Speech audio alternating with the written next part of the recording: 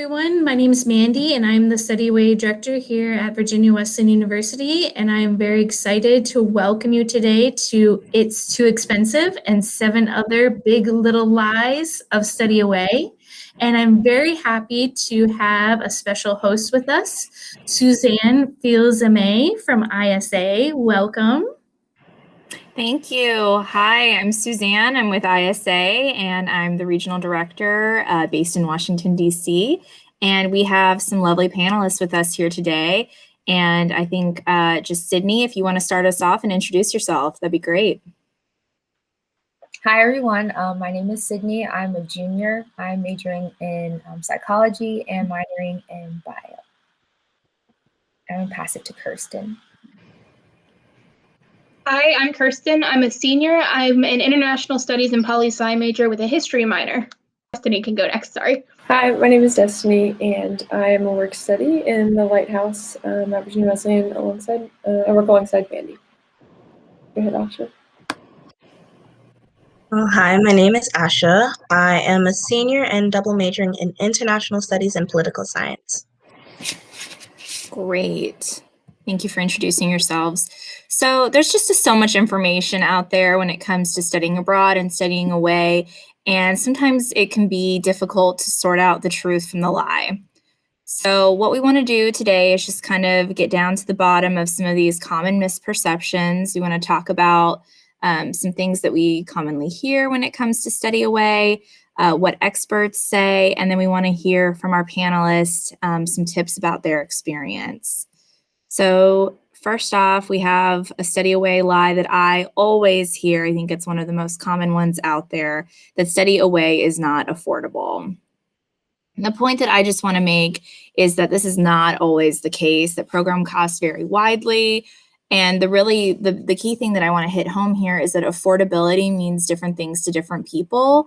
For instance, there could be a perception that a study away program over the summer or a short-term study away program is going to always be the most affordable option because it's a shorter period of time. The overall program fee might look cheaper, but if you're using your financial aid for a semester-long program, it might actually end up being the more affordable program for you because you're not having to pay as many out-of-pocket expenses.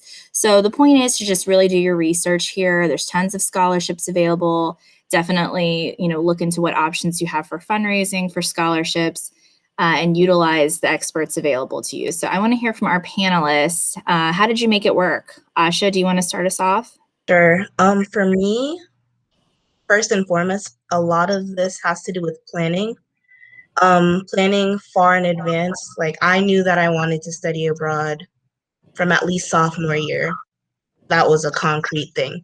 So I worked over the summer to save up some money, but also there's applying to scholarships and also looking at what programs are there. The specific program I chose had Pell Grant match and also applying to the Gilman, looking to see for Virginia Wesleyan, we have the Global Scholars Program, but for other schools, looking to see what your specific school has in terms of financial aid and just working it out from there. Absolutely. Does anyone else want to share how they made it work financially? Yeah, I'd like to chime in. So it was definitely like a conversation that I had to have with my parents after I figured out what finances looked like, what they would be able to maybe contribute. And then after that, I had the opportunity to schedule a meeting with Mandy, and she helped me to go through some websites that had a lot of scholarships, or she was helpful enough to find some scholarships. And when she did, she would forward them in an email. So when you're willing to reach out to people with questions, you can get a lot of help. So it seems like using the Lighthouse as a main resource is really has been key for both of you. Does anyone have any other thoughts here for this one? Otherwise, we can go forward. I 100% just picked up a ton of hours at work. Luckily, I was able to do that, and I know not everyone is, but I only live an hour away from campus, so I went home regularly. And I did have my family contributed quite a bit up until, of course, my trip was canceled. And then I was like, hey, just so you know, no longer necessary. But it really was like, I looked at scholarships and everything, but some of them were being canceled early. Some of them didn't apply to my program kind of thing. So it really was just I had to sit down with what I knew I could make in the time period I had and make sure I had that spread properly. Absolutely. Those are all great tips. Let's move on to study away line number 2, which is that studying away and leaving the country is dangerous. So I always like to ask us to take a step back and to think about how our country and our communities are portrayed through the media. And I like to ask myself, is this an accurate portrayal of my home? And try to think about, what the perspective is of my home from other people looking from the outside in. And then also thinking about how we can learn more. So I think it's really important to do your research. I think that's going to be a common theme throughout this presentation as we discuss some of these lies. It's really to do your research, to find out what information is out there, to talk to the resources that are available to you. But let's hear from our panel. Was safety a concern when you were thinking about studying abroad or studying away? And maybe Kristen, do you want to get us started? Or Kirsten? Sure. Apologies. No, you're good. So I wasn't really concerned about safety, which is probably really bad because I feel like everyone should be concerned a little bit about safety leaving. But I was just kind of like gung-ho about it. I was like, I don't really care. This is what I want to do. And I focused a lot on like Eastern European countries, so it might just be different depending on where you're looking. But like when it came down to it, I read a lot of expat blogs. I actually had like 10 or 12 saved that I kind of followed. Some of them were really old and some of them were kind of recent. That way I at least had an idea of how Americans were living there and how they kind of perceived things based on what they know about America too, which I thought was really helpful. So. Absolutely. Yeah, looking at other people's experiences, I think, is really key. Does anyone else want to answer this question? For me, personally, I didn't see it as big of an issue. I can see like people looking at the region that I went to. I went to Ghana. A lot of people might look at Africa as somewhere that would be unsafe to go to. A lot of diseases and things like that. That would probably be the last place that some people would think to go. But firstly, as you said earlier, it has a lot to do with research. It's not necessarily everywhere that you can go. Ghana is one of the safest countries in Africa, but also just making sure that you're prepared, when it comes to diseases, before you can even get there, you have a whole lot of vaccines that you need to take. So it isn't that big of an issue. And just making sure that you do your research and use common sense, not necessarily go to a certain place at night, It's a lot like here, there's some things that you do and don't do for safety reasons, and it's the same anywhere. Absolutely. Great point. Any other thoughts on this issue, or how you planned for staying safe when you were going abroad? Yeah, I was gonna say it was a concern, but no more than like a concern here at home. Kind of having like the same level of caution. I think like one of the biggest things for me was a concern about transportation, just because transportation systems can be like a lot different. Like here, I have a car that I drive, and like that was not going to be the case going abroad. And so just like doing my research about transport systems, and then just kind of like, I guess, what people normally do, and just like making sure you kind of like learn as you get there. Like you can do research beforehand, but like also asking questions and just being very aware of like your surroundings. Absolutely. Yes. That theme of research, 100%. Moving on to study away line number 3. It's not for people like me. So I think it's true that the majority of students who have gone abroad traditionally have fit a really narrow demographic. But there are many people in this field dedicated to diversifying study abroad and study away. So there's a lot of resources out there about what it looks like to go abroad as a Black student, or as a student who's LGBTQ+, or, you know, a variety of identities. There's just so much out there now. And I think that finding blogs, finding Instagram handles, just finding different tools that are available to you to showcase what it looks like to go abroad and to be someone who doesn't fit that traditional narrow demographic is key. Let's hear from our panelists. How did you find your place in Study Away? Sydney, do you want to get us started? So I'd say like one thing that I looked into for the campuses that I was interested in was some of the organizations that they had. And I think like a big one is just like the global organizations, like people that are traveling to that country for like the same reason you have like a study abroad. And so like you have community in that aspect. And I'd even say like beyond demographics, looking at like your own personal interests, I think is like a really big way to be able to connect with other people. And so like, I try to find things that I was super passionate about or things that I enjoyed. Like I love coffee shops. And so like that was one thing that I was looking at in the area that I wanted to travel to. And like I think that would be an opportunity to like meet other people. And yeah, like I think demographics is like important for community sometimes, but like you can find community in like a lot of different ways. Absolutely. Absolutely. That's a great point. Does anyone else have a thought on this question? I I fit the mold of a lot of places, you know. So it wasn't really necessarily that I was uneasy about anything. But one thing that did come up, both when I went to study in the Czech Republic and when I was preparing to go to Bulgaria, was the fact that I am an American, and a lot of people view Americans as like other because they have a lot of problematic views, right? So it was kind of making sure that I wasn't going to an area that I could be potentially targeted for being an American. Going to the Czech Republic, I remember we were on one of the main streets downtown, and there was a big group that were super rowdy, and we were like, oh my God, what is going on? And it was another American school, and it was because they were drawing attention to themselves.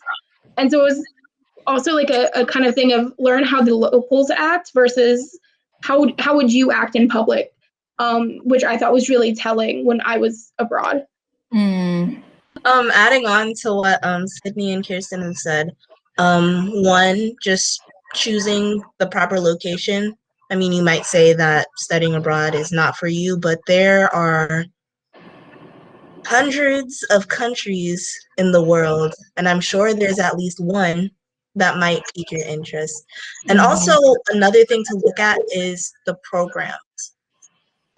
Because each program has a different atmosphere, in addition to a country's culture, of course. But like, one might be more experience-based, one might be more, you know, structured class-based. And looking at that can also be a part of your search, you know, finding a program that fits you, and then within that program, exploring the country. I think that's a great point, Asha. Was someone else going to say something? Yeah, I'll add one quick thing. Yeah. I think something that was helpful for me in finding my place when I studied away in Mexico was not being afraid to kind of practice my language skills. I'm a Hispanic Studies major, so for me that was exciting to get to use Spanish most of the time, but there were some situations where it was a little more nerve-wracking where I was asked to translate for my classmates or do things like that. But I think that really helped me kind of build connections with the locals that we were interacting with, and I would kind of step out of my comfort zone and try things even if they were hard or if I didn't know the words or and things like that. Yeah, all about the new experience, right? That's what the program's for. Let's move on to the study away line number 4. I can't study away with my major. So I think most of us have realized that this is pretty false. Planning ahead and meeting with your academic and study away advisors early is key. And obviously our panelists have shared that meeting with Mandy at the Lighthouse was pretty important for them. Again, the tip is to plan. You might have a major that's a little bit more difficult to study away with, but that doesn't mean that it's impossible. There's things that you can do to make sure that you're saving your culture, history, or your gen ed courses so that you can take those when you go away, or you can find a specific study abroad or study away course that's going to fit for your major. There's a lot of different options here. And I think, as Asha said, like, there's a ton of programs out there. So I think we're bound to find something that's going to fit. Let's hear from our panel. And I'll point out before you get go to ahead. the question that we just got permission for students, which these students didn't get to take advantage of, for students to take what we call their breadth credits for their general education, and of course their language credits for their general education. Which before the students weren't allowed to do any general education credits when they went abroad. So we're actually opening the doors for students to allow much wider courses for them to take. Before, they were just limited to just their major or minor credits. So now students can actually take, with pre-approval, of course, some of their general education credits. So, it's actually going to hopefully allow more students to go, since they can take some of these, what we call breadth credits, which basically means they have to take 2 classes from each of our colleges. That's fantastic. Thank you for sharing that, Mandy. I think that's so great to hear. So moving on to the question, have you encountered this perception? And I just kind of want to open this up to anyone.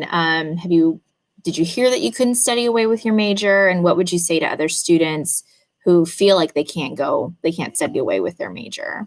Well, I came into college knowing what I wanted to major in, which it's very rare. I never thought about changing my major. I only added a second major after my trip had gotten canceled.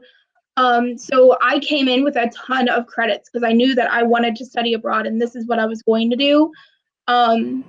So I really think that, if you let the idea of your major bar you from studying abroad, you're really short selling yourself, because you can really get a lot of experience out of it. I got my history major because I went to my history minor because I went to the Czech Republic with Dr. Sewell, and it wasn't ever something that I'd thought about doing, but going abroad, it helped me widen like my interests. And so I think coming in and going with the mindset that you can't just because of your major is really a bad idea, because you might end up going and finding out that, hey, you're really interested in like this extra thing. So it might not help you change your major in undergrad and help like drive your passions, I guess, in the future too. Absolutely. I think that's a great point, Kirsten. Does anyone else want to add to this question? Yeah, so I've heard it a lot, especially when it comes to like sciences and labs and things like that.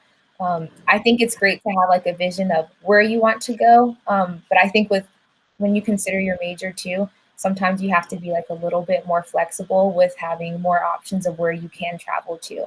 But we're also encouraged to make like a 4-year plan. And so when you know what classes you need to take, you can speak like with your advisor and kind of like move classes around. And so for me, I wanted to be able to take more elective courses when traveling abroad. So I kind of moved some of my core classes closer to like freshman and sophomore year. Basically, what Sydney said, it really does come down to planning. Personally, my major requires it, actually, studying abroad. But, especially with the double major and, people that might, who knows, have triple majors, or what Sydney was saying with like the sciences, a lot of it has to come down to planning, really. And it really helps if you know what you want from the beginning.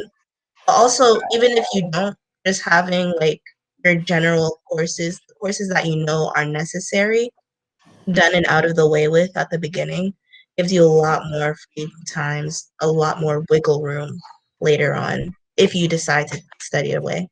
Mm-hmm. I think that's a great tip. And I really like what was said earlier about using your study away experience as an opportunity to better hone what you want to do for the future. I think that is so true about having this type of experience.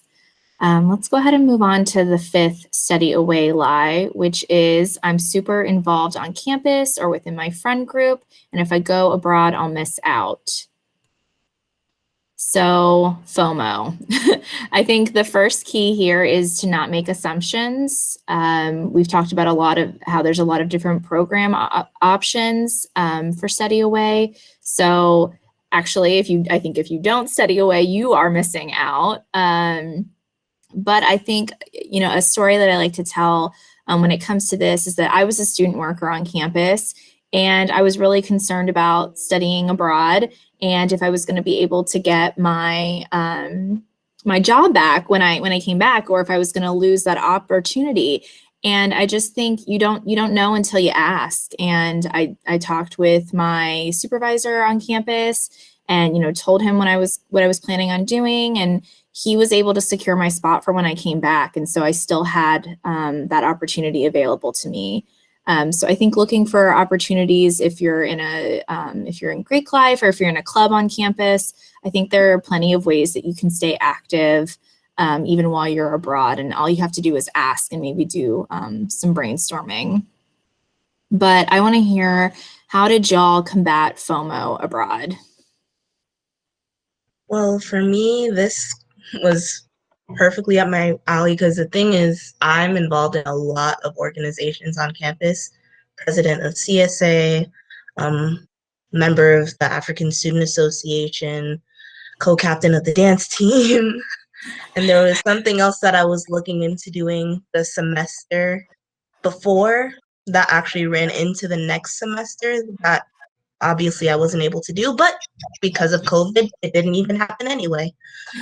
So a lot of that has to do with, well, as I've said before, planning, you know, just talking to other members of the organization, talking to other members of the exec board, talking with your friend group and stuff like that. You know, let them know what's going on, make a plan. And also, when you go and come back, you have so much more to add to all of those groups that you were a part of before. So it gives you perspective in that regard. It gives you experiences that you can come back and tell your friends later, even though they have a whole lot of stuff that might have happened, you know? So combating FOMO, first of all, just trying to interact with the area that you are in and make friends, you know? And a lot of it is you just exploring the country that you're in, exploring the day life, the nightlife, the food, and everything like that. You'll find yourself really busy in a sense, to a point that is like, not that you forget everything that's happening at home. I mean, especially with social media, you can still keep semi up to date, but just entrenching yourself in the culture and the people around you will help with that. I was really afraid of FOMO because my friend group is kind of small, but we're always talking all the time. So I was a little worried about that for when I was going abroad to Bulgaria. But when I went to the Czech Republic, it was on the short end, like winter session study abroad. And I actually found it was less than I thought it would be, or like less of a problem. Part of that helped with the fact that we were at such a fast-paced thing. We were up at 7 in the morning, which was like 1 o'clock here. And we were going until like 7 or 8 o'clock at night. And then we had homework to do on top of that. And then you wanted to go and explore when you had free time. So really, it was just a matter of making sure that my days were kind of filled and I was actually doing something in the country I was in, rather than trying to deal with like all of my friends back home. Luckily, they were also doing a winter session course. So they also did not have a ton of time to anything. So it wasn't like I missed out on a lot, but it definitely was a fear that I'd had. And I was really glad that I did just kind of throw myself into the course that I was doing, because it didn't let me think about what I was potentially missing. Suzanne, I think what you said earlier about missing out when you go abroad, you may be fearful of what you're missing out at home, but honestly, if you don't go, you'll be missing out on quite a bit. So I think that's something that was helpful to me, to know that I'm getting all these new experiences, I'm meeting all these new people, seeing new things, and those are really valuable. And I think also remembering that, at least for me, like my friends were extremely supportive of me going, and we're excited for me too, even though we would have missed that time together. So I think just having that perspective and knowing that you'll get to return, and it really is only for a short period of time. Absolutely. Yeah, I think one thing also, sometimes you have to like mentally and emotionally like check yourself. And like when I think about that, it's like, how many opportunities do you have to like travel to a different country, especially when this is probably like the most affordable it will be for like a lot of people with the aid that you can get from like the school and scholarships. And so For me, sometimes it was putting it into that perspective, because like it's upsetting sometimes to be like so far away from like your friends and family, but like you're in a different country and you have like so many new experiences that you get to be a part of, and so like it's kind of just remembering all of that in that moment.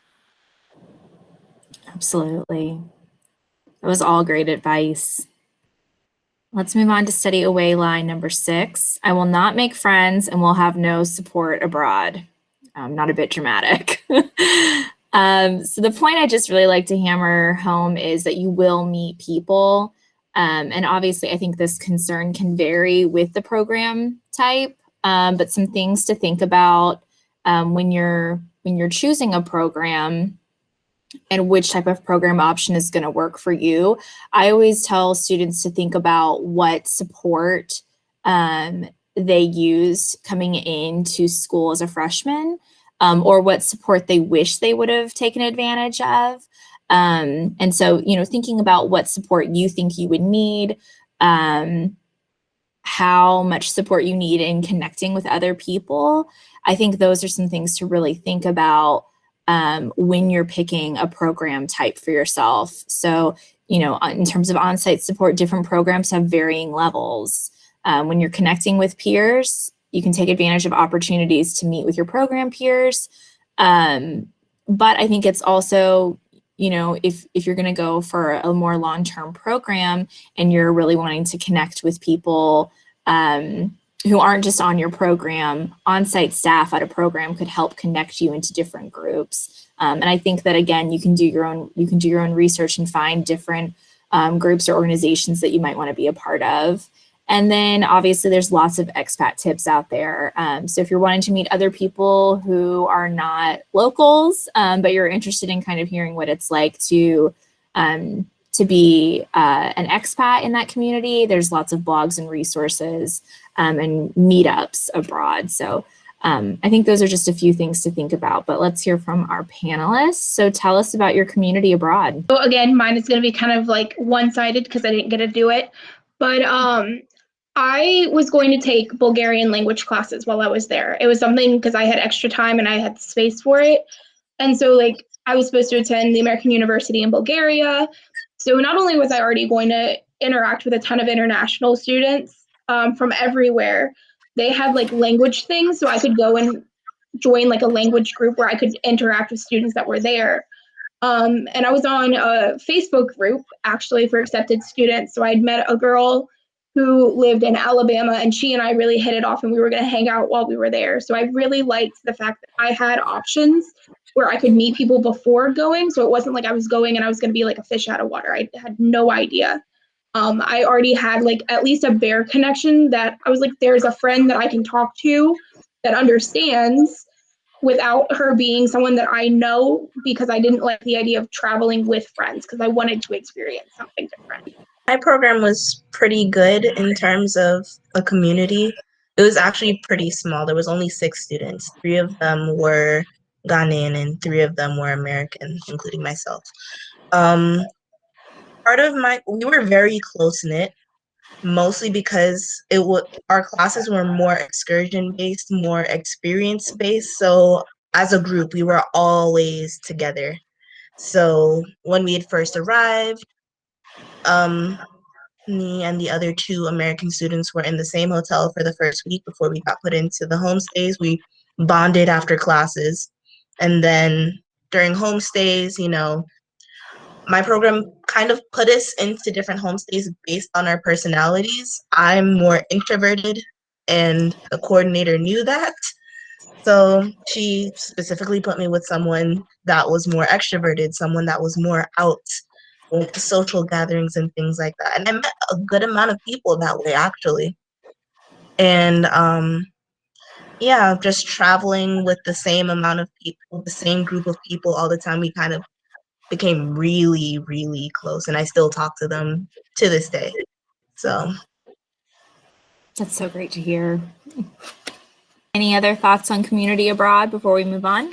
Okay, so looking at study away line number 7. I can't study away because I will get homesick. And I think this one's kind of on the same wavelength as FOMO, but it is a little bit unique. So I do like to kind of separate it out. And I love this quote on homesickness. It says, "The analogy I always use is a swimming pool. It doesn't feel good when we get in it at first." I think that homesickness can be a tricky thing. When I first studied abroad as an undergrad student, I didn't experience it at all. I was having the best time of my life. I was like, I don't ever want to come home.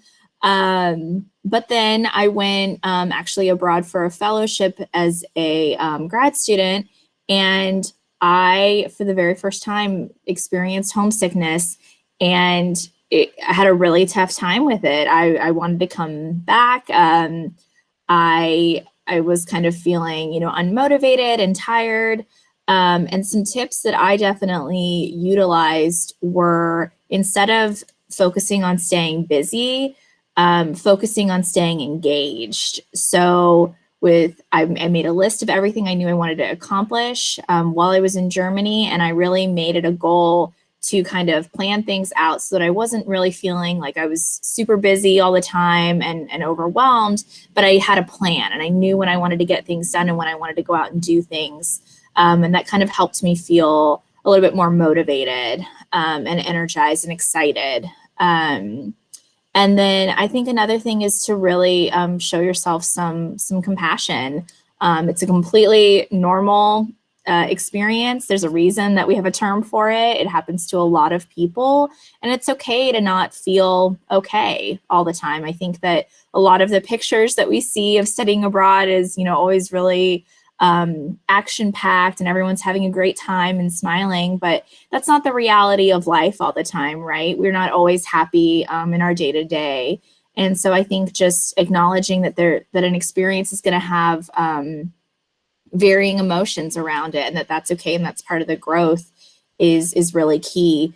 And I definitely made sure to seek out on days that were maybe especially hard, to seek out those coffee shops like we've been talking about. I was raised in South Carolina, and there was one day where I was really missing fried chicken, and that was not something that was easy to find in Germany. But I actually did some research and was able to find a Korean restaurant in walking distance that was serving Korean fried chicken. And so it was a little bit different, but it still did the trick, and it made me feel a little bit more connected to my home. So I think those are some of the tips that I really encourage students to utilize if they're concerned about feeling homesickness. But I do think that, and I'll be interested to hear from our panelists, I think that if you do experience it, I think it's still worth it. I would totally go back and go back to Germany for the summer for my fellowship. I'd do it again in a heartbeat, even if it wasn't the most perfect experience. So let's hear from our panelists. Did you experience homesickness? Were you concerned about experiencing homesickness? And if so, what did you do, or what tips do you have to overcome it? I've traveled before, like when I was younger, and like I struggled with homesickness, and like I still do.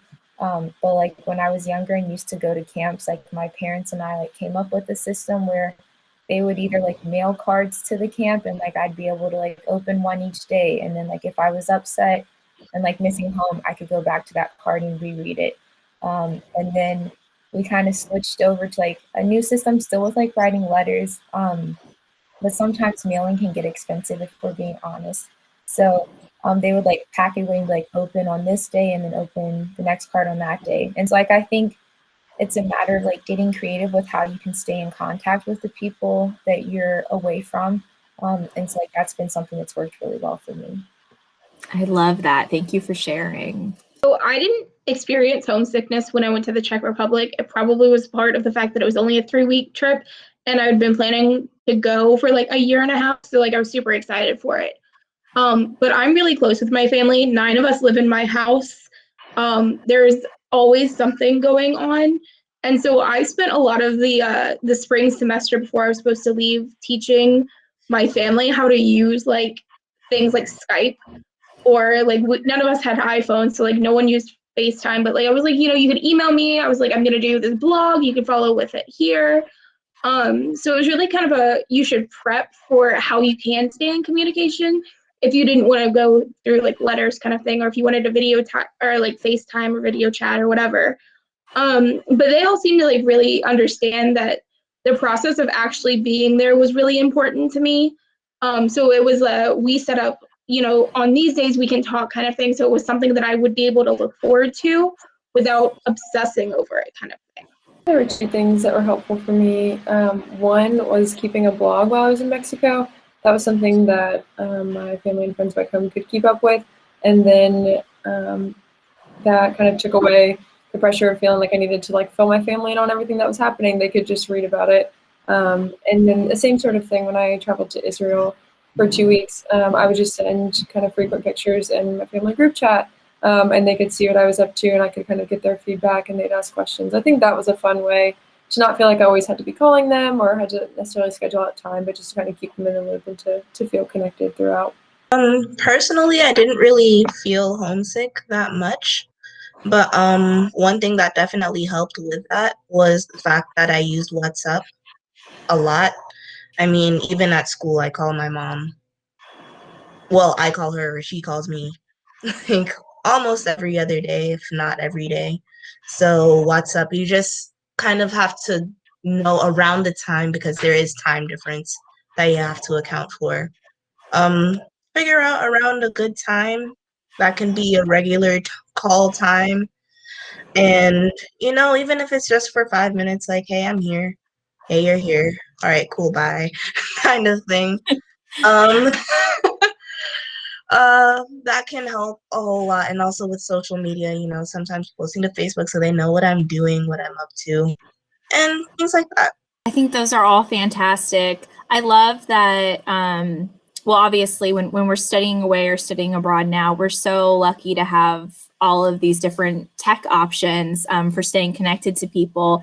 But I like that there's still some of us out there, doing postcards or letters and taking advantage of that. So I think it's really key to figure out what's going to work best for you. I've heard a lot of students say that the blog, posting in a frequent blog was really helpful in terms of staying connected and feeling like their family knew what was going on.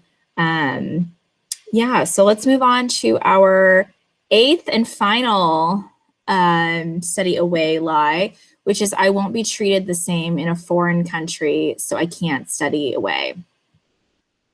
So I just want to go ahead and acknowledge that this concern is real. You definitely want to consult experts who are ready to support you. There's a lot of different blog posts. There's Diversity Abroad, there's YouTube, there's Instagram. There's so many different resources available to you. There's the Lighthouse, there's providers. We are all happy to talk about, how you might, whatever concerns you have about how you might be perceived when you're studying abroad, or how you might be treated, or how you might present in another context. I think it's something that we all need to be thinking about, and we definitely want to be aware of. Definitely a huge key is to ask questions. Like, I think that's been another common theme throughout this presentation is to make sure if you have a concern, or if you have a question, or if you're unsure, that you're asking those questions. I want to talk about just quickly, we have a student who was just on a panel last week during our ISA Live Expo on YouTube, and he was talking about his experience with picking a program. He's a student who's a member of the LGBTQ plus community, and he had concerns. He knew he wanted to go to Latin America, but he kind of heard that, maybe certain countries weren't very LGBTQ friendly. But we were able to connect with him, and in his application, he disclosed his concerns, and we were able to make sure that we had a homestay that was going to be welcoming and safe, and that the other students who were in his homestay were going to be welcoming, and were going to be open to him and his identity. And so I think really just making sure that you're asking those questions, and if there's opportunities to disclose any kind of concerns that you might have, there's so many of us here to support you so that you can rock on, like this guy in the GIF here at the concert. But let's hear from our panelists. So how did you prepare yourself for an experience that might be different from what you're used to? I definitely think that going to the Czech Republic before I did my big study away semester was helpful because I was able to see like what people like how people reacted to me. Like I said, like I was really put off by the big rowdy group of Americans that were also there because I was like, wow, why would you act like that? And it's not even necessarily a bad thing. It's just the way that you understand and interact with the people around you in the area around you. So I was kind of prepared to go to Bulgaria and be like, okay, well, you know, in order to blend in, let's not act like an American, which isn't necessarily fair to everyone. That's not, you don't want to act like that. So I think that just being aware of how to be respectful of the space that you're in is also helpful. Obviously, it can't help with like identity issues or like how you expect you be treated in a country that doesn't welcome you. But I definitely think it was a good stepping stone, like to prepare to how to go. Reading a lot in advance was really helpful, especially when traveling to Israel. Having some knowledge of the history, of the political conflict going on, of the different religious perspectives was really helpful going in, and understanding kind of ahead of time, at least on a simple level, of how my religious views differed from the people that we'd be interacting with was really helpful. So that way when we got there, it wasn't as surprising to be around people who thought really differently or believed really differently, and it honestly opened up doors to ask a lot of questions, already having some kind of background knowledge of their background as well. I think it was an extremely like foreign thought to have, just because I feel like this is an experience that we've already like gone through, this like transitioning from high school to college. It's a different playing field, of course, but it's kind of like some of the same concerns that I had like coming here to Virginia Wesleyan. Like I know that people are different from me, like we may have different like beliefs, but I think one of the biggest things is being able to be open-minded and to know how to have like a conversation with other people, even if you have differences. And so like just knowing how to go about that respectfully, like it was already said, I think can make a very big difference. Absolutely. Yeah, definitely kind of like compounding on what Destiny and Sydney said. One thing that helped me a lot was getting pretty active. Well, I mean, I'm already active on social media, but kind of getting into like the social media pages of my host country. So I'm kind of not just in tune to like, I mean, with the pre-departure, we learned a little bit about the culture, about cost of living and stuff like that. So those didn't necessarily come as a shock. But also just what's going on right now and what are people talking about. So when you get there, you're not just like a complete fish out of water, you know? You slightly know what's going on, what's popular, what's not. But also just kind of, reading the room, observe your surroundings in a sense when you get there. Not to say that like don't be yourself or anything like that, but just kind of observe how people act, how people do things, and kind of make a mental note. And also what Sydney was saying, being willing to having an open mind, realize you're in a completely different place with a different culture from yours. Their opinions might not align with yours, and they're not necessarily obligated to be in your same mindset. I mean, granted, you can discuss and have fruitful discussions about it, but at the same time, realize that, our perspectives might be different, and that's okay. Very well said. Thank you all. I want to thank our panelists for sharing their experiences with us, for being real and honest about studying away and kind of combating some of these misperceptions about going abroad. Thank you to the Lighthouse for hosting us. Thanks so much for watching. Yeah, and thank you also to the panelists, and thank you to you, Suzanne, for doing a great job hosting and sharing all of the lies that hopefully you're convinced are not so much lies. And if you're interested in talking more about study abroad, you can always connect with me or stop by the Lighthouse at any time. anybody here is always willing to talk with you. So thank you guys for joining us today, and we'll see you next time.